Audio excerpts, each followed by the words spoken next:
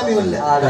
அப்ப ஊருக்காரன் என்ன நினைச்சிட்டாங்க, நம்ம பத்திரம் எழுதி கொடுத்தது பழிச்சு போச்சு. ஆமா, ஒரு பைசா கொடுக்க வேண்டிய அவசியம் 10,000 சேர்த்து கொடுக்கறது பழுத்து போச்சு. இல்ல, சாமி வந்தாதான் முழு காசு. ஆமா, இல்லன்னா காசு இல்ல, சும்மா போக வேண்டியதா. நம்ம ஆளுங்க கொலை ஆடிடுச்சு. சரி, எப்படியாவது சாமி வரணும் பார்க்கல. பொம்பளை பிள்ளை முறைக்கிறத தவிர ஒரு பிள்ளைக்கு சாமி வரல. பார்த்தா அடிச்சா நம்ம ஆளு மிருதகாரனுக்கு கை கிழிச்சிருச்சு.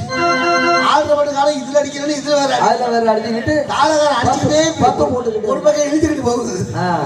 என்ன பண்றது? பெரிய காலம்பரை ஒரு 6:30 மணி இருக்கும். நம்ம ஆளு கொலையை ஆடி போச்சு. காசு கிடைக்காத போல இருக்கு. இப்ப மணி 6 ஆச்சு.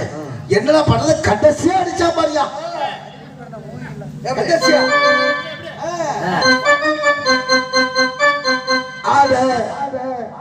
சமயபுர மாரியம்மா, மாரியம்மா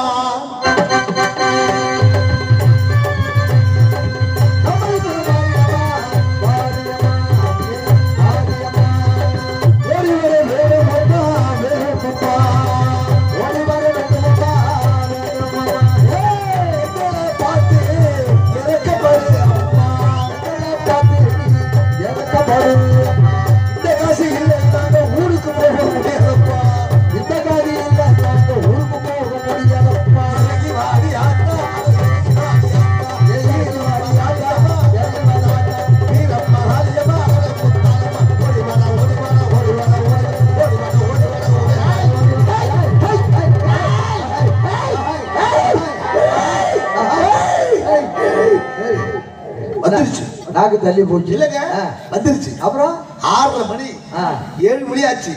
வந்துருச்சு ஒரு ஆளு.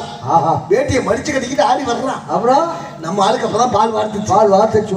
ஊரு காசு செஞ்சு வந்துடும். ஆமா, வந்த வேகத்தை கரகத்தை எடுத்து தலையை வச்சுக்கிட்டு சுத்திக்கிட்டு ஆடுறாங்க. அப்புறம் ஆடுறது ஆளு விட்டு கவனிக்கிறேன். சாமி வந்துருச்சு கவனிக்கிறேன். ஆடி வந்தது யாரு? ஊர்ல உள்ள ஆளு இல்ல, நாடக நடிகனுக்கு வேணும். ஓட்டிட்டு வந்தாலும் வேணும் டிரைவர் தூக்கி வச்சுக்கிட்டு வந்தானா. நீ ஏன்டா ஆடி வந்தங்கிற? உன்கிட்ட நாடகம் பேசும்போது என்ன சொன்னேன்?